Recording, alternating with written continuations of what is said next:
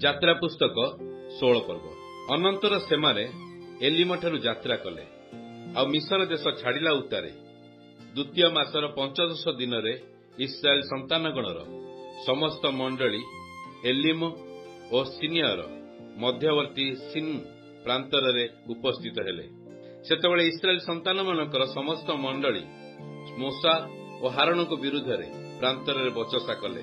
ପୁଣି ଇସ୍ରାଏଲ ସନ୍ତାନଗଣ ସେମାନଙ୍କୁ କହିଲେ, ହାୟ ହାୟ, ଆମ୍ଭେମାନେ ଯେତେବେଳେ ମାଂସ ହାଣ୍ଡି ପାଖରେ ବସି ତୃପ୍ତି ପର୍ଯ୍ୟନ୍ତ ଅନ୍ନ ଭୋଜନ କରୁଥିଲୁ, ସେତେବେଳେ ଯେବେ ଆମ୍ଭେମାନେ ମିଶର ଦେଶରେ ସଦାପ୍ରଭୁଙ୍କ ହସ୍ତରେ ମରିଥାନ୍ତୁ, ତୁମ୍ଭେମାନେ ଏହି ସମସ୍ତ ମଣ୍ଡଳୀ କି କ୍ଷୁଧାରେ ମାରିବା ପାଇଁ ଆମ୍ଭମାନଙ୍କୁ ବାହାର କରି ଏହି ପ୍ରାନ୍ତରକୁ ଆଣିଲ।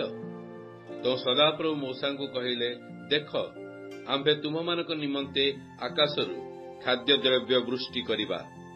ପୁଣି ଲୋକମାନେ ବାହାରକୁ ଯାଇ ପ୍ରତିଦିନ ଦିନର ନିରୂପିତ ପରିମାଣ ଅନୁସାରେ ଖାଦ୍ୟ ସଂଗ୍ରହ କରିବେ। ତହିଁରେ ସେମାନେ ଆମ୍ଭର ବ୍ୟବସ୍ଥା ଅନୁସାରେ ଚଳିବେ କି ନାହିଁ, ଆମ୍ଭେ ସେମାନଙ୍କର ଏହି ପରୀକ୍ଷା ନେବା। ଷଷ୍ଠ ଦିନରେ ସେମାନେ ଯାହା ଆଣିବେ ତାହା ରାନ୍ଧିଲେ। ଦିନକୁ ଦିନ ଯାହା ସଂଗ୍ରହ କରନ୍ତି ତାହା 2 ଗୁଣ ହେବ। ଅନନ୍ତର ମୋଶା ଓ ହାରଣ ଇସ୍ରାଏଲ ସନ୍ତାନଗଣକୁ କହିଲେ, ସଦାପ୍ରଭୁ ଯେ ତୁମ୍ଭମାନଙ୍କୁ ମିଶର ଠାରୁ ବାହାର କରି ଆଣିଲେ, ଏହା ତୁମ୍ଭେମାନେ ସାନ୍ଧ୍ୟ କାଳରେ ଜାଣିବ। ପୁଣି ପ୍ରାତଃ କାଳରେ ସଦାପ୍ରଭୁଙ୍କର ମହିମା ଦେଖିବ। ଯେହେତୁ ସଦାପ୍ରଭୁଙ୍କ ବିରୁଦ୍ଧରେ ତୁମ୍ଭେମାନେ ବଚସା ସେ ଶୁଣନ୍ତି, ଆମ୍ଭେମାନେ କିଏ ଯେ ତୁମ୍ଭେମାନେ ଆମ୍ଭମାନଙ୍କ ବିରୁଦ୍ଧରେ ବଚସା କର? ଆହୁରି ମୋଶା କହିଲେ, ସଦାପ୍ରଭୁ ସନ୍ଧ୍ୟା କାଳରେ ଭୋଜନ ନିମନ୍ତେ ତୁମ୍ଭମାନଙ୍କୁ ମାଂସ ଦେବେ ଓ ପ୍ରାତଃ କାଳରେ ତୃପ୍ତି ପର୍ଯ୍ୟନ୍ତ ଅନ୍ନ ଦେବେ। ସଦାପ୍ରଭୁଙ୍କ ବିରୁଦ୍ଧରେ ତୁମ୍ଭମାନଙ୍କ ବଚସା ସେ ଶୁଣନ୍ତି, ଆମ୍ଭେମାନେ କିଏ? ଆମ୍ଭମାନଙ୍କ ବିରୁଦ୍ଧରେ ନୁହେଁ, ମାତ୍ର ସଦାପ୍ରଭୁଙ୍କ ବିରୁଦ୍ଧରେ ତୁମ୍ଭମାନଙ୍କର ବଚସା ହୁଏ। ଆଉ ମୋଶା ହାରଣଙ୍କୁ କହିଲେ, ତୁମ୍ଭେ ଇସ୍ରାଏଲ ସନ୍ତାନଗଣର ସମସ୍ତ ମଣ୍ଡଳୀକି କୁହ, ତୁମ୍ଭେମାନେ ସଦାପ୍ରଭୁଙ୍କ ଛାମୁକୁ ଆସ, ସେ ତୁମ୍ଭମାନଙ୍କର ବଚସା ଶୁଣିଅଛନ୍ତି। ତହିଁରେ ହାରଣ ଇସ୍ରାଏଲ ସନ୍ତାନଗଣର ସମସ୍ତ ମଣ୍ଡଳୀକି ଏହା କହିବା ବେଳେ ସେମାନେ ପ୍ରାନ୍ତର ଆଡ଼େ ଅନାନ୍ତେ, ଦେଖ, ମେଘସ୍ତମ୍ଭ ମଧ୍ୟରେ ସଦାପ୍ରଭୁଙ୍କର ପ୍ରତାପ ଦେଖାଗଲା। ପୁଣି ସଦାପ୍ରଭୁ ମୋଶାଙ୍କୁ କହିଲେ, ଆମ୍ଭେ ଇସ୍ରାଏଲ ସନ୍ତାନଗଣର ବଚସା ଶୁଣିଲୁ। ତୁମ୍ଭେ ସେମାନଙ୍କୁ କୁହ, ତୁମ୍ଭେମାନେ ସନ୍ଧ୍ୟାବେଳେ ମାଂସ ଭୋଜନ କରିବ ଓ ପ୍ରଭାତରେ ଅନ୍ନରେ ପରିତୃପ୍ତ ହେବ। ତହିଁରେ ଆମ୍ଭେ ଯେ ତୁମ୍ଭମାନଙ୍କର ସଦାପ୍ରଭୁ ପରମେଶ୍ୱର ତାହା ଜାଣିବ। ଅନନ୍ତର ସାନ୍ଧ୍ୟ କାଳରେ ଭାଟୋଇ ପକ୍ଷୀଗଣ ଆସି ଛାଉଣି ସ୍ଥାନ ଆଚ୍ଛାଦନ କଲେ। ପୁଣି ପ୍ରାତଃ କାଳରେ ଛାଉଣି ସ୍ଥାନର ଚାରିଆଡ଼େ କାକର ପଡ଼ିଲା। ଏଥି ଉତ୍ତାରେ ପତିତ କାକର ଊର୍ଦ୍ଧ୍ୱଗତ ହେଲାରୁ ଭୂମିସ୍ଥିତ କାକର ପରି ଗୋଲାକାର କ୍ଷୁଦ୍ର ଦ୍ରବ୍ୟ ପ୍ରାନ୍ତର ଉପରେ ପଡ଼ି ରହିଲା।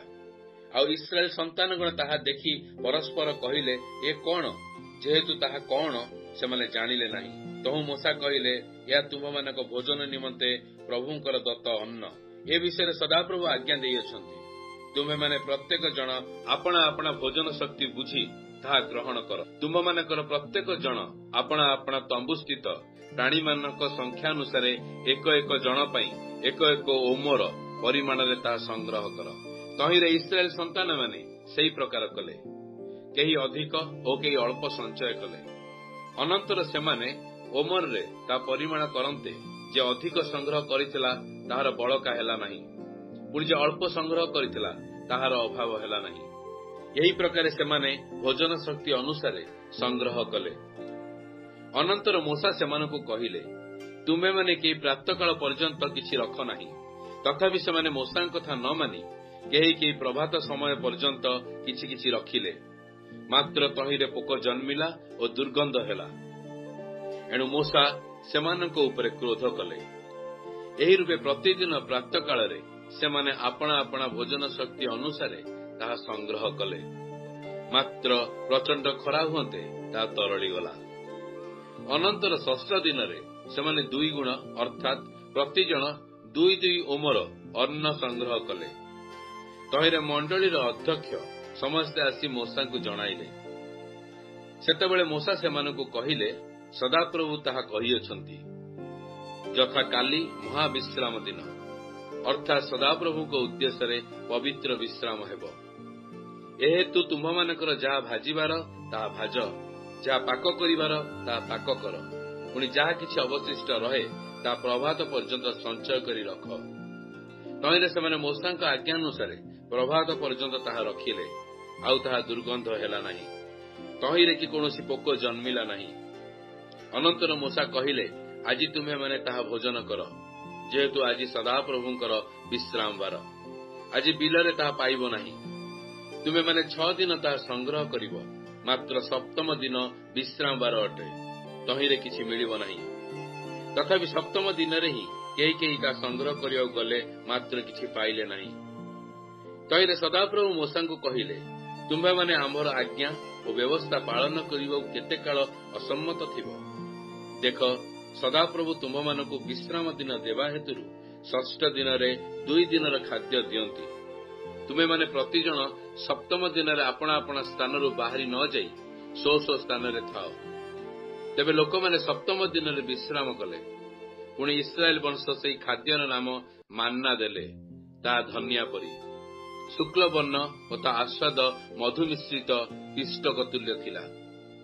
ଅନନ୍ତର ମୂଷା କହିଲେ, ସଦାପ୍ରଭୁ ଏହି ଆଜ୍ଞା ଦେଇଅଛନ୍ତି, ସେ ତୁମ୍ଭମାନଙ୍କୁ ମିଶ୍ର ଦେଶଠାରୁ ଆଣିବା ବେଳେ ପ୍ରାନ୍ତର ମଧ୍ୟରେ ଯେଉଁ ଅନ୍ନଭୋଜନ କରାଇଲେ, ତାହା ଯେପରି ତୁମ୍ଭମାନଙ୍କର ପୁରୁଷ ପରମ୍ପରା ଦେଖନ୍ତି, ଏ ହେତୁ ସେମାନଙ୍କ ନିମନ୍ତେ 1 ଓମର ପରିମାଣ ମାନ୍ନା ରଖ। ସେତେବେଳେ ମୂଷା ହାରୋନଙ୍କୁ କହିଲେ, ତୁମ୍ଭେ ଗୋଟିଏ ପାତ୍ର ନେଇ 1 ଓମର ପରିମାଣ ମାନ୍ନା ପୂର୍ଣ୍ଣ କରି ସଦାପ୍ରଭୁଙ୍କ ସମ୍ମୁଖରେ ରଖ। ତାହା ତୁମ୍ଭମାନଙ୍କ ପୁରୁଷ ପରମ୍ପରା ନିମନ୍ତେ ରଖାଯିବ। ତେଣୁ ହାରୋନ ମୂଷାଙ୍କ ପ୍ରତି ଉକ୍ତ ସଦାପ୍ରଭୁଙ୍କର ଆଜ୍ଞାନୁସାରେ ସାକ୍ଷ୍ୟ ସିନ୍ଧୁକ ନିକଟରେ ରଖାଯିବା ନିମିତ୍ତ ତାହା ସଞ୍ଚୟ କରି ରଖିଲେ। ଇସ୍ରାଏଲ ସନ୍ତାନମାନେ ବସତି ଦେଶରେ ଉପସ୍ଥିତ ନ ହେବା ଯାଏ 40 ବର୍ଷ ପର୍ଯ୍ୟନ୍ତ ସେହି ମାନା ଭୋଜନ କଲେ ଓ କିଣାନ ଦେଶର ସୀମାରେ ଉପସ୍ଥିତ ନ ହେବା ଯାଏ ସେମାନେ ତାହା ଖାଇଲେ। 1 ଓମର ଏଫାର ଦଶମାଂଶ।